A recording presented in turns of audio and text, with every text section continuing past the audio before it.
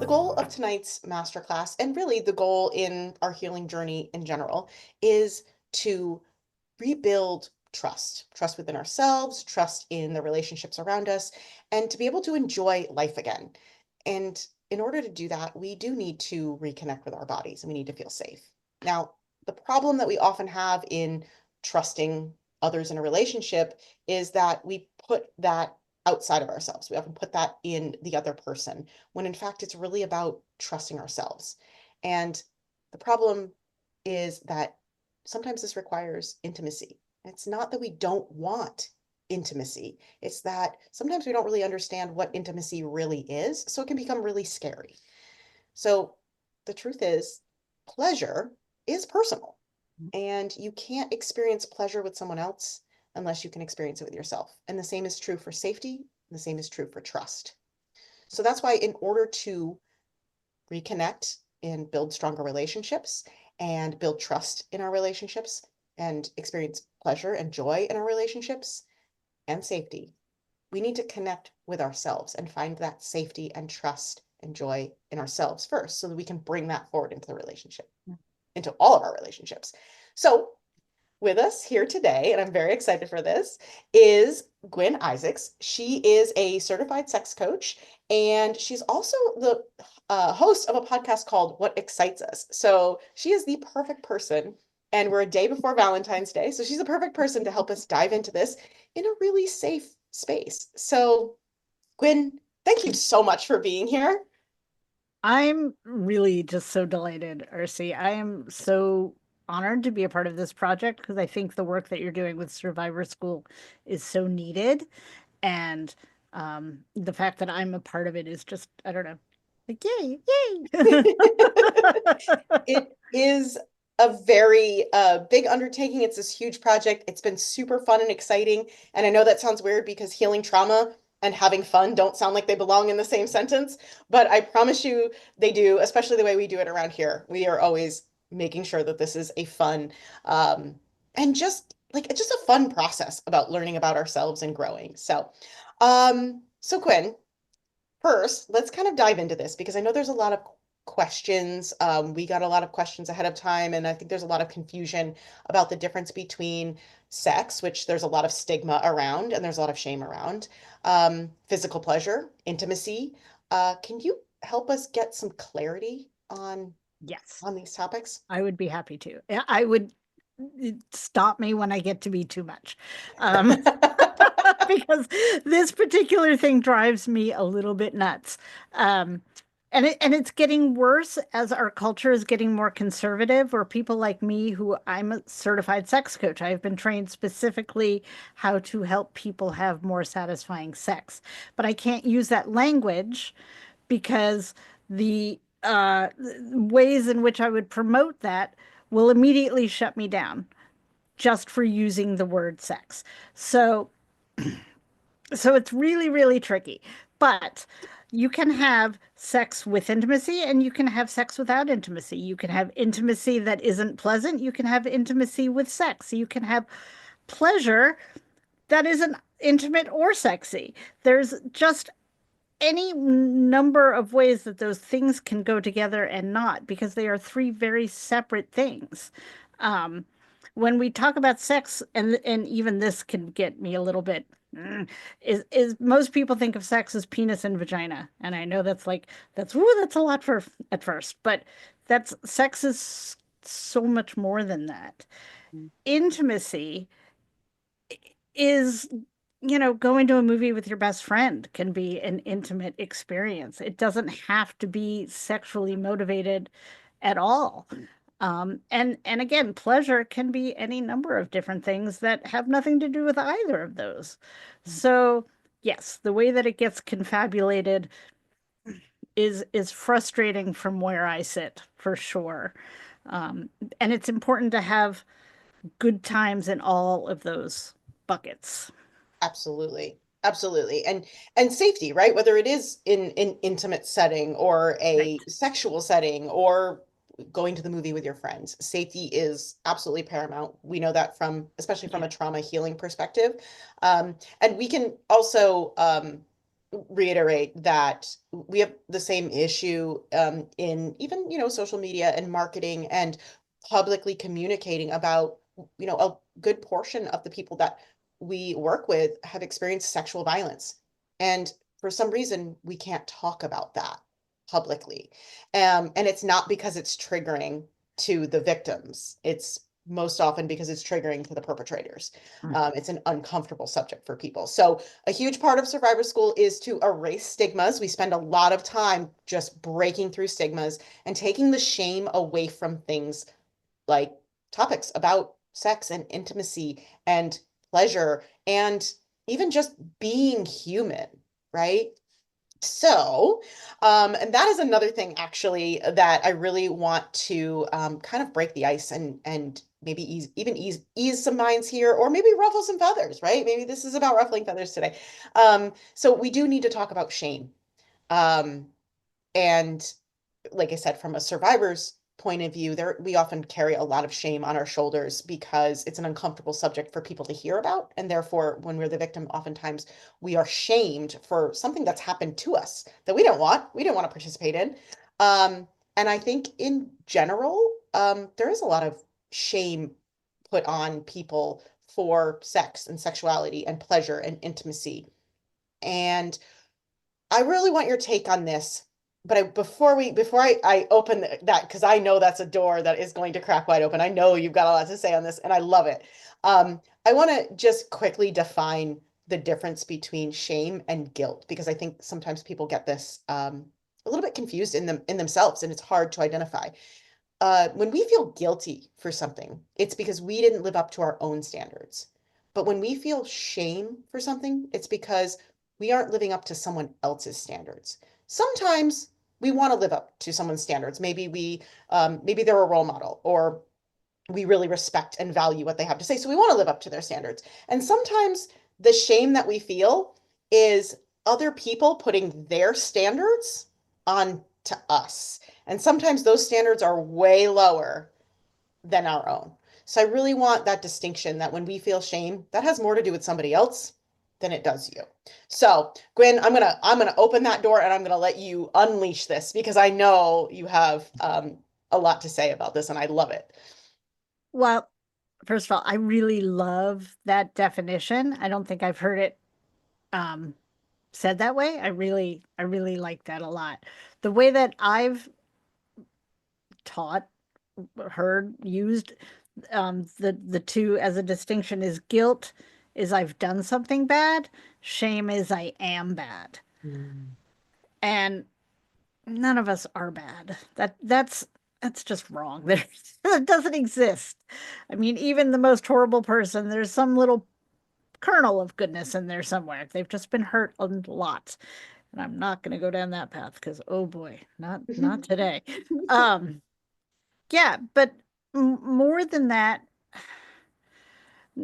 nothing that you've done is so egregious that you need to feel shame in general. And then I'm going to talk to the sexual violence piece about it because I know that a lot of sexual trauma survivors have a lot of shame, largely because of that trying to incorporate other people's beliefs, which is nonsense. But you can't just say that to your inner psyche, right? You can't just be like, stop it, don't do that. Like, that doesn't work. As much as we wish it did, it doesn't. So there's a little piece that I want to make sure people know in regards specifically to what your body does during a trauma. Um, there's a term that I learned from this amazing book called Come As You Are, called genital non-concordance. Basically, your body just reacts because it sees a thing and it reacts to the thing. Um, So if you found yourself, your body reacting in ways that you look back and go, oh no, that was horrible. What does that actually mean? It doesn't mean anything. It means absolutely nothing, except that your body is a physical manifestation of a body on this planet, and that is how it's been trained to react. Furthermore, sometimes it will do things that are actually protective. It just doesn't feel that way in the moment. So if I can just alleviate that one little piece, of shame, that's a really good step towards a much longer journey that takes a lot of practice. Um, but knowing that that piece exists can be really helpful. I found it really helpful. Let me just say it that way. And I know that others have as well. So Yeah, I completely agree. I think that this is one of those things that it's a question that people are afraid to ask. I think that there's so much shame around something like that. Now, to demystify the technical term of genital non-concordance, it means that your body can physiologically react, in other words, orgasm or create fluids or anything like that during activity, whether you want it or not. And it's really important to understand that because a lot of times that's confusing to us when our body does something that we normally associate with pleasure during an event that we are not interested in being part of. It's really confusing to the thinking mind and the feeling mind. But there is this other part of our brain, the survival brain, that is connected directly to our nervous system, and it does all kinds of things whether we want it to or not, right? That's why we get the hiccups. It's why we sneeze and we can look into a bright light. It's why a loud noise makes us startle and jump, right? It's these are things that are designed to keep you physiologically safe and alive. They're I just want complete, to, yeah, yeah, I have please. one more little anecdote about that. I had a client, a very young man, who came to me very confused because he found himself uh, getting hard while watching animal shows. Like, like Wilds of London or not London, but you know what I mean. Like, I don't remember the name anymore. But yes, like monkeys having sex, and he found himself getting hard, and he was like, ah, this does not turn me on. What is happening? No, that's just your lizard brain, the little animal part of your brain back there that just does Is things. taken over and it doesn't define who we are, right? Exactly. So and there's a lot of instances where something like this happens. So in the interest of eliminating that shame around it, right? It is actually normal. It sucks that no one else wants to talk about it. We totally understand why it can be uncomfortable to admit that, especially when you don't know if you're in a safe space to admit that things may or may not be happening. We don't know how people are going to react around us. And shame is this really it's its own weird animal in that shame is one of these things that we associate with being accepted into or rejected from a group. And when we are very, very young, rejection from a group equals death. When we're infants and small children, we if we're rejected from the group, we do not survive. So we associate shame and rejection as death. It is absolutely one of the primal, like primordial, like high up on the list of important things inside your brain. So we want to erase it. We want to get rid of that shame because it's stopping us from doing oh so many things. We could talk for hours on this subject, Gwen, and I know, and maybe we will at a later date. This might be a good podcast episode to dive into. Totally. Um, but tonight's call is, or tonight's masterclass is actually all about starting where we are and working towards rebuilding a connection with our own bodies. So, I'm going to hand this over to you so you can help Okay, us actually great. rediscover that safety inside of our bodies so we can have all the things we want and so we can feel shameless and so we can feel amazing and joyful and pleasurable in our bodies. So, the floor is yours, lady. Run it. Ah, okay. Well, I want to actually start by going back to something that you started with at the beginning, which was that you can't feel pleasure with others until you can feel it with yourself. Um, I know I'm a little bit of a word nerd. I totally own that. But you can feel pleasure with other people and not feel it with yourself. It's sort of along those lines of you can't love anybody until you can love yourself. Also, not true. It might not be a fully satisfying pleasure or love. There might be lots of other things that could benefit from all sorts of help and practice and that sort of thing. But you can feel pleasure. It's just so much better when you can feel it in your own body, when you feel safe in your own body, when you trust that your body is going to do the things that you want it to do most of the time, and we're not going to talk about menopause. So that's a whole other ball of wax that I am experiencing, which is why I'm any K, any K, anyway. The other thing that I want to put out there is is that I'm unmedicated ADHD and I tend to tangent. So I'm fighting with my doctors to try and get medicated. I do have notes, so I will be referring to my notes to make sure that I'm staying on track as best as I can. But RC, at any time, feel free to be like, hey, We'll can you reel you come in if we back? need to, but you know your stuff. You know your stuff so well that even if we do go off on a tangent, I'm sure that it's going to be great info. So we're It'll be entertaining at least. here. Good. And that's actually really useful because since we're dealing with such heavy topics, finding the lightness in there is really, really important. And so a big part of why I do this work is because I believe that everybody deserves to feel pleasure in their bodies and all over the place. And pleasure is, and I sort of touched on this when I started my tangent about sex and pleasure and intimacy. It's more than just feeling good. It feels good, and that's really important, but it's also a healing tool. It helps us with stress, it helps us with connection, it even helps us with physical health. Um, and it's not limited to just physical things. Uh, Pleasure, you find it everywhere: music, art, laughter, hanging out with your friends, laughing because the person on the podcast said something silly. Um, Anything that you genuinely enjoy. So I want you to just take a minute and think about something that you genuinely enjoy. Like, what do you like? And you can tell us, or you can put it in the chat, or you don't have to if you don't want to. Um, but most importantly, I just want you to feel that thing.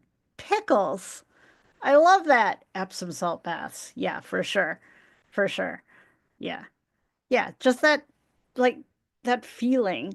I'm so curious about pickles. I hate pickles, so that's highly entertaining.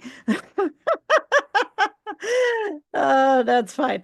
Food in general, yes, I am a huge, huge foodie. Yeah, that's and we'll get to that piece in another bit. These are all great, totally useful things. And I just want you to, like, when you feel that thing, like, does it do anything to you? Can you feel it resonating in your body or in your brain or in your fingertips or whatever? I just want you to remember that feeling and just because we're going to go a little deep and it can be, oh yeah, relaxation and ease. Yeah.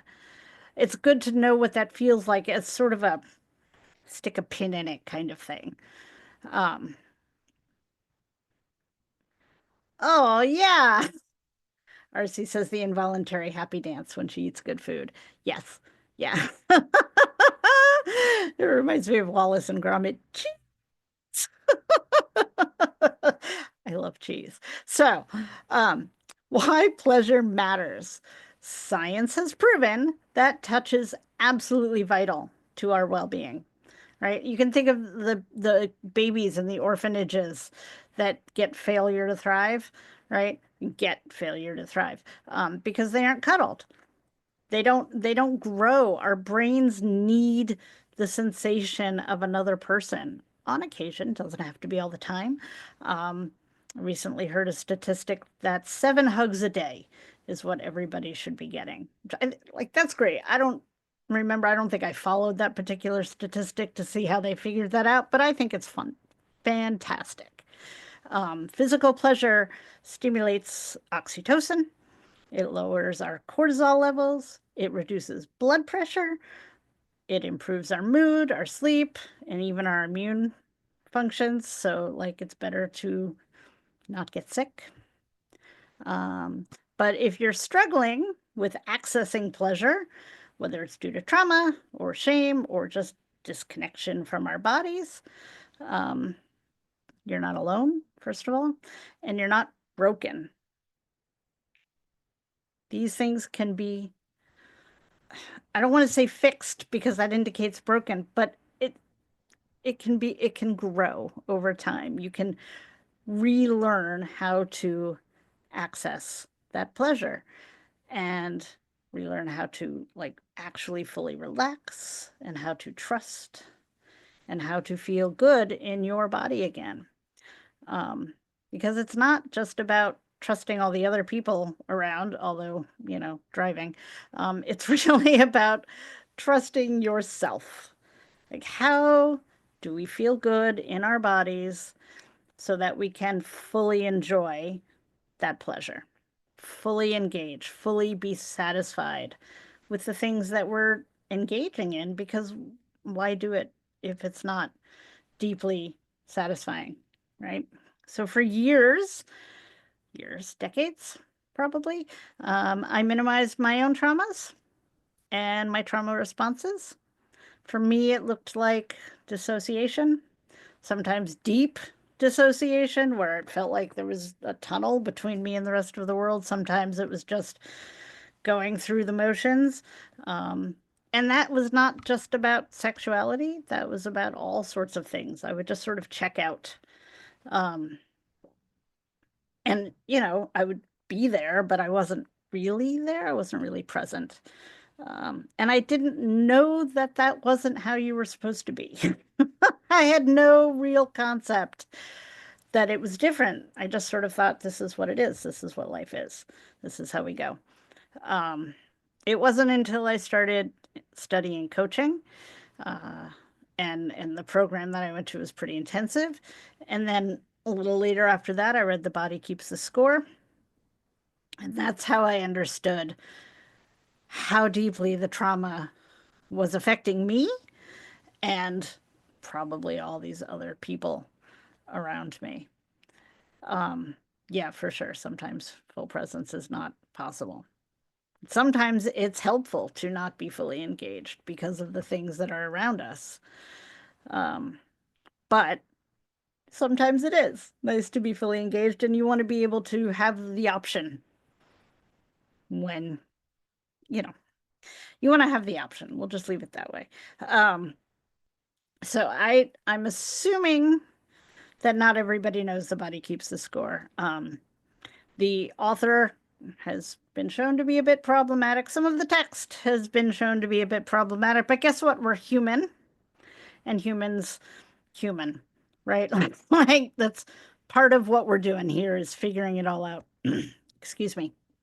So even though all of that was not great, all of him is not great. Sorry, there's weird noises outside my window.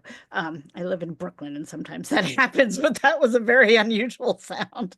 Um, sometimes, right, Vanderkolk, not great. But the text, the wording, the what he wrote, groundbreaking, truly, truly groundbreaking. It was the first time, at least in mass knowledge, I have no idea. I'm not actually a psychologist, nor do I play one on TV.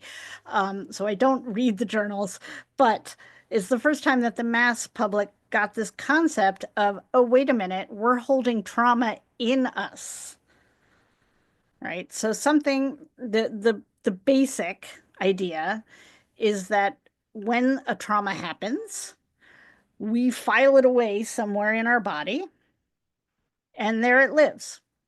And when the trauma is happening, if it's a major trauma, and this is not all major traumas, even little traumas can lodge somewhere, and they make our muscles tight. They dysregulate all of our various somatic systems, including our nervous system.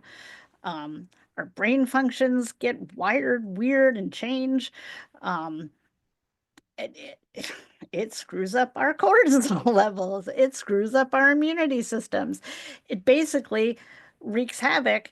And then because we aren't gazelles in the wild, so back to those nature shows, if you watch an animal get chased down, and then they don't die, the lion goes off and eats something else instead. The gazelle will sit there and shake and shake and shake and shake. And like, for a while until it then gets up and carries on with its life, goes and finds a nice piece of grass and a watering hole. But we don't do that. We're trained to, yes, to only use our brains, and brains can fix everything. But that's just not true. We are, as we started the conversation with, there is a lizard brain in us. We are part animal still. And so we don't deal with that trauma and it just stays lodged in us.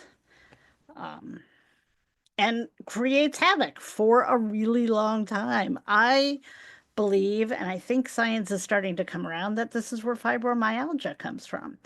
People who are just dealing with complex PTSD after another, after another, after another, until they just cannot manage in there anymore and their body just hurts all the time.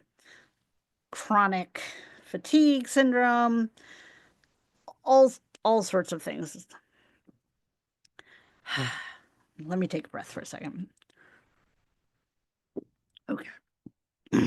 So, some of the ways that these things have presented themselves in my life, my friends' lives, and my clients' lives is crying for no good reason, or for something that feels so tiny in the grand scheme of things, right?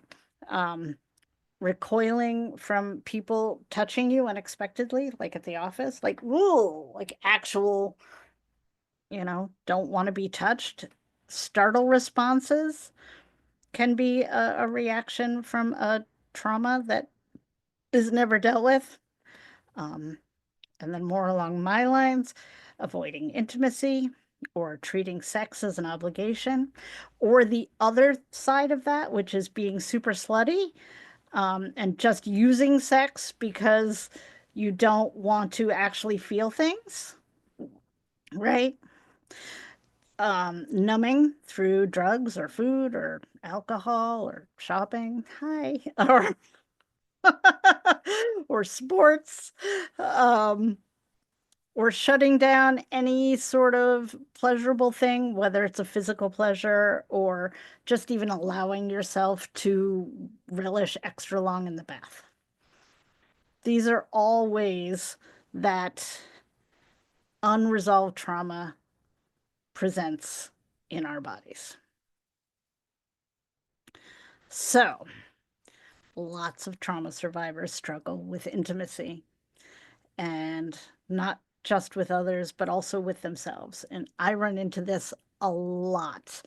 Um, People who grew up in purity culture, which can be a whole series of complex PTSD realities, have no understanding of how to really feel in their body. Um, and not just sexually or pleasurefully, pleasure, intimacy. But also with just lingering in the shower, enjoying yourself, enjoying self pleasure. Um, and in this particular instance, I do mean masturbation. Um, is that is this making sense? Am I going off the rails? Yeah, we're good. Okay. um, so in order to be able to really find that safety in your body and to be comfortable being who you are in your own body, it's really important to give yourself some grace, to understand that things have happened and this is where you are, and that's okay. Starting where you are is the best way to start. Because if you try to be like, oh, well, I should have done it this way, I should have done it that way, you're just adding more fuel to the fire. You're adding more shame and guilt for not being somewhere that you thought you should have been. It's not helpful. So reel it back and just take a moment and understand that healing takes time and repetition. And it's okay. And it can be really frustrating. But that's the way it has to be. It has to take time and repetition, AKA practice. So, before I tell you how we do that, I'm just going to tell you real quick about one of my clients. I'm going to call her Sarah. Her name is not really Sarah. But Sarah was in a place where she had grown up in purity culture. She had gotten over it, gotten to a place where she was feeling good. She and her husband were like they were newlyweds, so they were still really happy and all cute and adorable. Oh, I'm sorry, Kim. Purity culture are usually Christian, not always, but deeply embedded in sex is bad and wrong. So the women who, or young girls who take a chastity vow and get virgin rings, that sort of thing. It's similar. There's a whole Islamic reality about it, but it's usually a religious-based thing. Thank you for asking. Um, anyway, so Sarah, she had grown up in purity culture. She had gotten to a place where she and her husband, as I said, newlyweds, they were very, very cute, um, had found a really happy place with their sex lives. Uh, and they were delighted. They were still Christian. They were happy with that. But things started to go sideways after the honeymoon period had worn off, which is about a year, 2 years. And she found herself in that place where I mentioned the recoiling from touch. She was okay with touch at work, but if her husband would walk by in the hallway and just sort of, gently touch her shoulder, she'd be like, "Ooh," because it was bringing up in her this sense of obligation, that she felt like, oh, he's going to try and make tonight a night. And for some reason, she didn't want that. And she didn't understand what was going on. So she came to me to try and figure that piece out. Why am I recoiling? What's going on? And so we started with sort of the basics. How's your sex life? Do you have good communication? And all of those things were good. And it took us a while of peeling back the onion layers to realize that it wasn't just purity culture. She had had some other intense sexual traumas in her life that she had just buried. She thought she had healed. She thought that everything was fine. She didn't think about it. She didn't have nightmares or any of the like what you see on Law and Order type of symptoms. Let's just say Law and Order is fiction. It is fiction. So she didn't understand what was going on. So we went through the beginnings, of like, let's just talk about how do you communicate? How do you get what you want? These sorts of things. And nothing was really getting to the place until she had come to understand these earlier traumas. And so then we were able to start leaning into it, which feels icky to say, but it was the way to get to what would help her heal. And now we didn't go and do like deep, like rebirthing sessions. I am not that person. Um, but we did do some like, let's just think about it for a moment and write down how you're feeling. Like some really easy, gentle. She was also still working with the therapist, so she had a lot of support. And after about, I don't know, 6 months, give or take, she got to a really good place. And then from there, it was pew, just flying. And we stopped working together after about a year. And I just heard from her, I don't know, a few months ago. And she told me that her life with her husband was better than ever, like better than before the honeymoon period, because they were able to have such an intense and deep communication and satisfying way of relating to each other. And she had gotten to a place, and this was what I felt like a personal trauma with, or personal, I keep saying the word trauma, so that's what came out, personal satisfaction. She was enjoying her self-pleasure time as well. And it wasn't like, oh, this is your homework, you have to go do it. Like she was like, I'm gonna, I'm gonna go have some fun. Honey's away. That's great for me. So, how did we do that?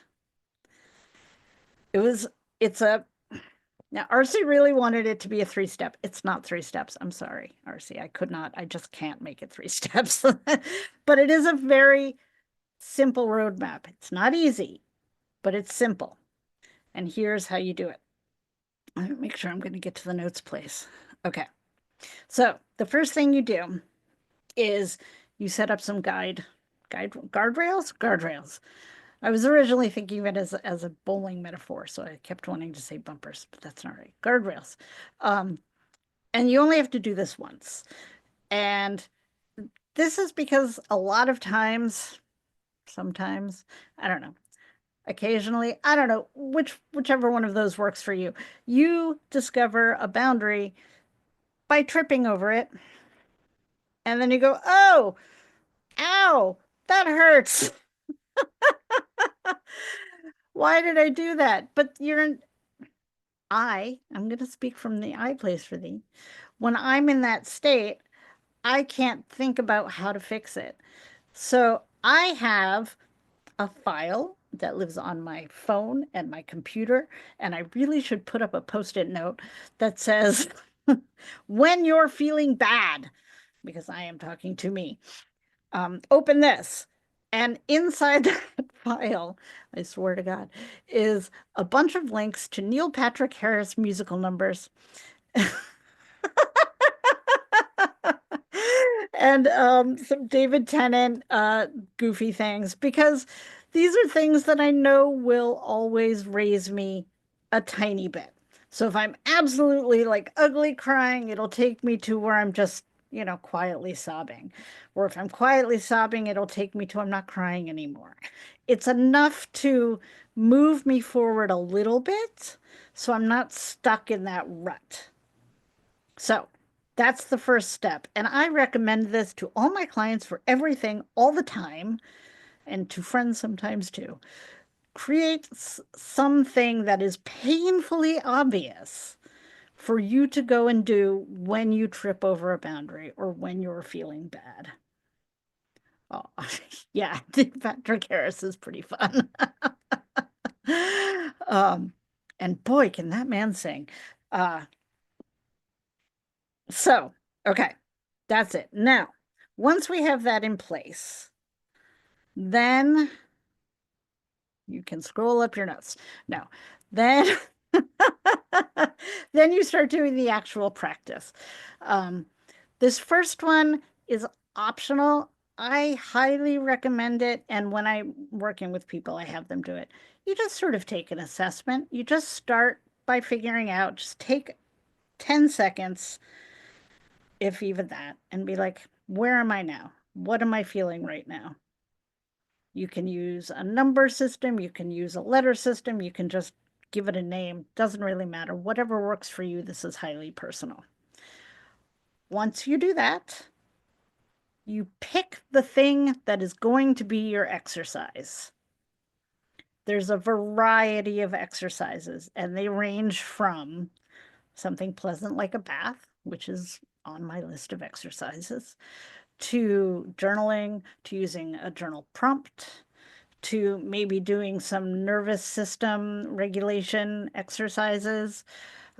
There's a thing that we in the sex coaching world call the mirror exercise, which is where you're talking to yourself in the mirror. That can be intense sometimes. Um, it could be going for a mindful walk. It could be, anything that really just is work but not hard, right? So it's intentional. You're doing something intentionally to move yourself forward. Then I highly recommend a grounding exercise. Just something to settle you and to calm you before you do the thing. So you do the exercise, you do the grounding, could just be a couple of deep breaths, and then you do the thing. Then you assess how you're feeling after you've done the thing, whatever that thing is that you've chosen to do. And then, and this is the important piece, you celebrate because you have done a thing. And even if it was an easy thing or it felt good to do the thing, celebrating the fact that you've done the thing is really, really, really important. It helps create new brain pathways. And our brains are super busy. They've got a lot going on. We take in millions of bits of information. Yes, we are absolutely going to do this. Um, all the time. There's so much stuff.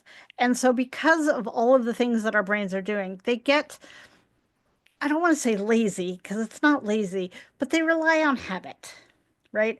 So if you have a habit of always feeling bad when you look at a green bench, then you're just going to feel bad whenever you look at a green bench.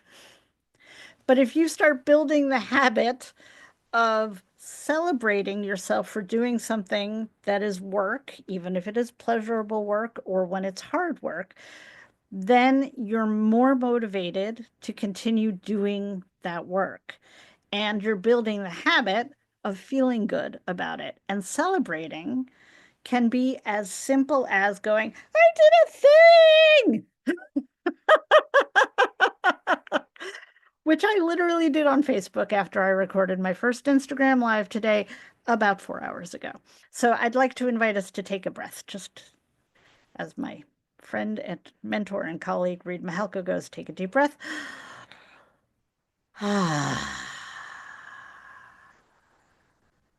Now, let's do that one more time because I'm a little amped.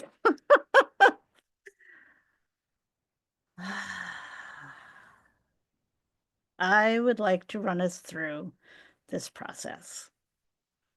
Obviously, you can't have set up your bumper thing, but we're not going to do anything really intense. So, I'm gonna get myself seated in my chair. I'm going to make sure that I haven't missed anything. Now, because we're just doing this as a group, you don't get to pick from your list of choices what your exercise for the day will be. So I'm going to pick, and the pick is we're going to do a very nice nervous system healing tool. Just double check. All right. Yep, I think do. So remember how I asked you to think about something that feels good? Just think about that right now. Just what feels good. And then how are you feeling in general?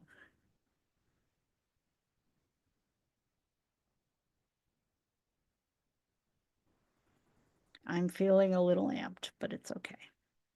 Excited and bouncy. Oh, I like that. um, okay. So I'm going to invite us to, we're going to do some deep breathing, and then we're going to do a grounding, and then we're going to do the nervous system thing. So this is all like super duper nervous system stuff. And then we're going to celebrate ourselves. Okay, so deep breath in and let it out a little longer than it took to come in. And hold for a second. And then again in. And hold it for a second at the top. And let it go.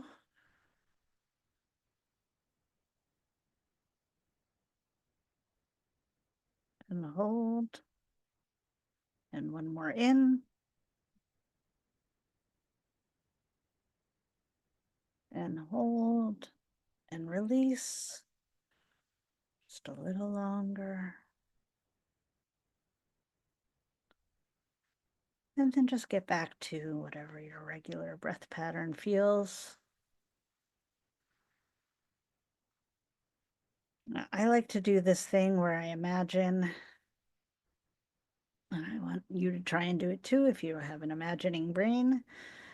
Imagine roots coming out from the bottom of you, reaching all the way down deep into the earth.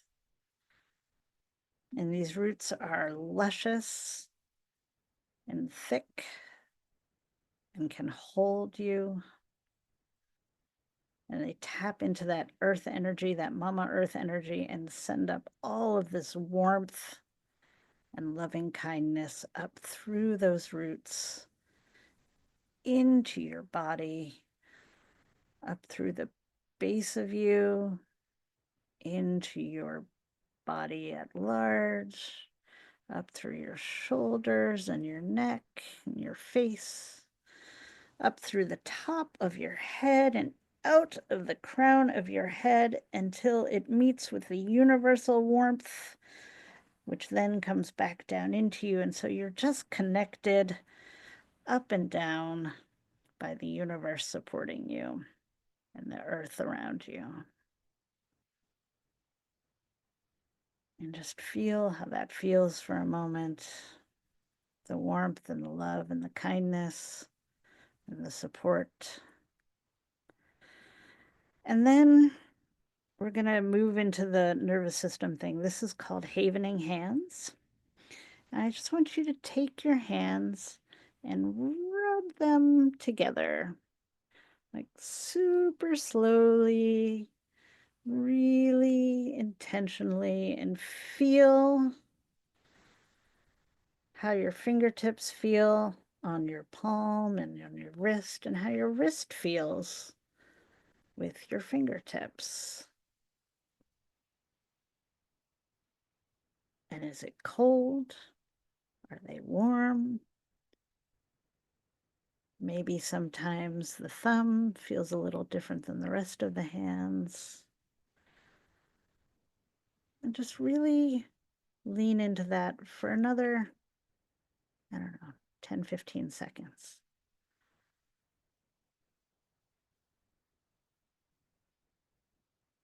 Like my fingertips are really cold, but the rest of my hands are really hot. Bodies are weird. But it's good. It's good to feel this. The scar that I've got on my wrist from when I opened a can badly. All these things. This is all a part of me, of my body. Okay. Just one more.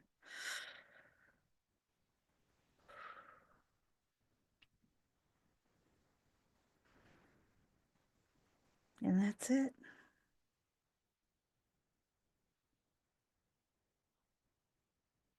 Now, how do you feel? Is that good? Not good? The wonderful thing is that it's different for everybody, and some tools are better than others for your body. Tingly. Oh, that's nice. I like that.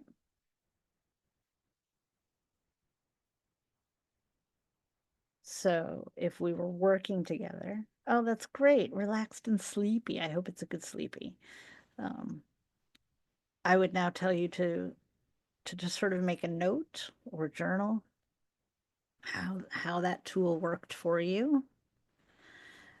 And because if it's a good one, you're going to want to come back to it. Um, and if it was not a good one, which happens sometimes, you're not going to want to come back to it. It's good to note. But now we celebrate. We did a thing. I like deeply want to celebrate all of you for coming to this, whether you're coming to be supportive or coming to learn how to do these things. I deeply appreciate you for taking this time to do this with me. Um, and yeah, does anybody have any thoughts or questions that they want to spill? Oh, well, Gwyn, so first of all, thank you so much for kind of taking this on this journey. And I know this is barely cracking the surface here, right? This is the tip of the iceberg in terms of reconnecting with ourselves. But I love that this is incredibly approachable. There's zero, like, you're not pushing anybody outside of their comfort zone here. This is actually tiptoeing into our comfort zone. This is what does make us feel comfortable, right? That's what I love about this. I think a lot of a lot of what people think of alternative healing methods, they're like, oh, it's going to be weird, it's going to be woo woo, it's going to push me out of my comfort zone, right? This is not about that at all. This is, let's find the comfort. So I love this. You're also going to be running a workshop for us as well. That's going to help us peel back some layers and get a little bit deeper and maybe start to uncover the things that don't feel safe in our body, right? And we actually get to do some of the work to really break through the what I call those invisible barriers to trauma, right? Those things that we can't put our finger on, but we know are there. So not to put you on the spot, because I know that we haven't even put that on the calendar yet, but Nope. can you talk a little bit more about what it's like to work with you or to go through this process of sort of peeling back the layers of those walls that maybe trauma's put up and how we can kind of break through that. Sure. Well, I can try. Basically, it's similar to this, except, well, not except. We start with where you are because that's really just so important, and I feel like it gets overlooked a lot. And as we heal, as I talked about the onion, more things show up and more things show up. So I am, you might have noticed, a fairly gentle person. Um, I'm never going to push somebody too far, too hard. And if I do, I really want to know about it because that is absolutely not what I'm interested in doing. But it is a lot of taking note of where you are, seeing where the pointy bits are, and looking at them first. We're not gonna go ripping off these spiky spines that you have that are protection because they are protection. But we're gonna look at them and we're gonna talk to them and we're gonna see how they want to, the spines, deal with who you are. And when you work with me one-on-one, I always start with what are your goals? What is it that you want to get out of this? And then we craft a thing that is in line with that. It does involve this type of work.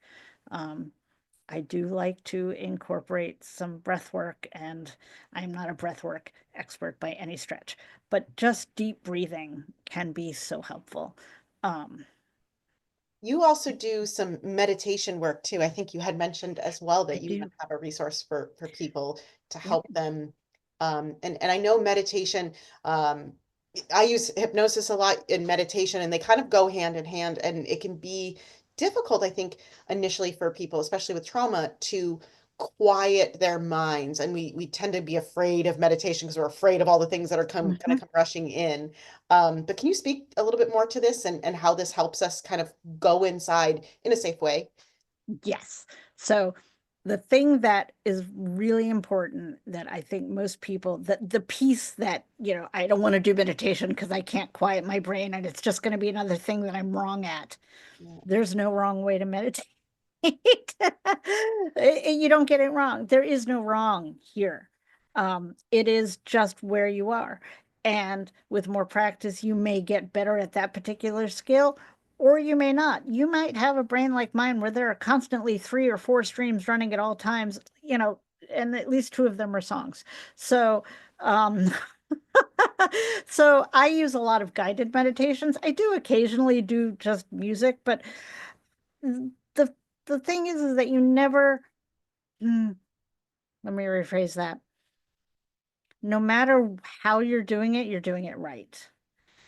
That if you can listen and focus on the words for a little while and you go off and you start thinking about something else, that's okay. You can come back and refocus on the words. Or maybe just lying still for a few minutes is enough.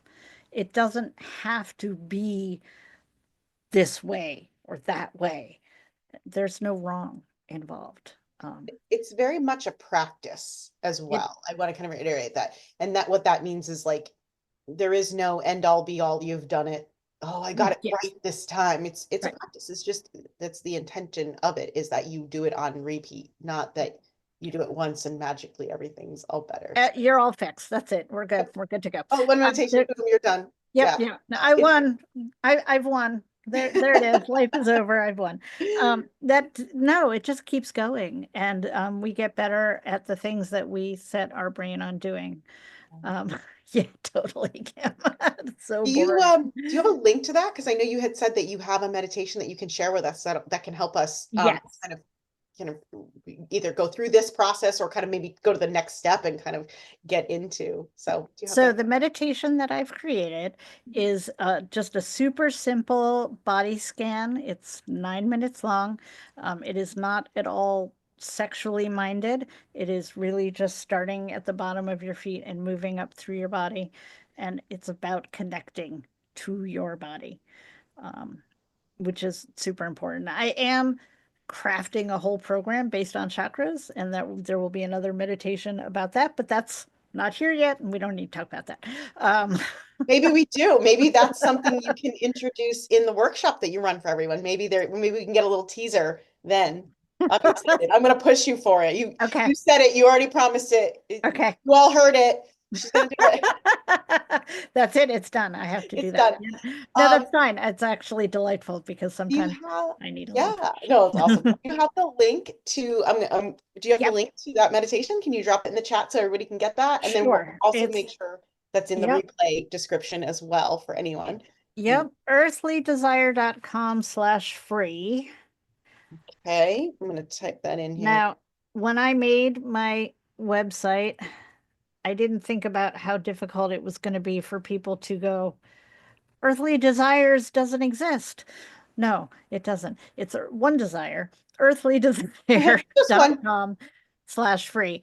You can also get there by going to whatexcitesus.com, and I find that a lot easier for And it people does who link us over. are. Yeah, Yep. that's true. So, Yeah. And what but the link excites us is my podcast. If y'all are listening, podcast listening folks, please listen. I haven't put anything up in a little while. I won't go into all the reasons, but I do hope to be coming back real soon. Yeah, that'd be good. Well, thank you for sharing all that. That's really heartfelt and really appreciated. And keep an eye out as well for any new upcoming events. And if anything comes up that you're struggling with specifically, like say so. You can tell Gwyn, you can email us directly, and we'll make sure we get you whatever resources we possibly can. And keep an eye out because when Gwyn runs her workshop, we'll make sure that you get the invite to that also. So All right. awesome. This has been really great. I super appreciate it. Yeah, me too. Thank you so much, Gwen, for all of this. And we look forward to your workshop coming up. Awesome. Yay. Okay. Awesome. All right, everyone, have a great night. Thank you so much. Good night. Good night. Good to see everyone. Bye.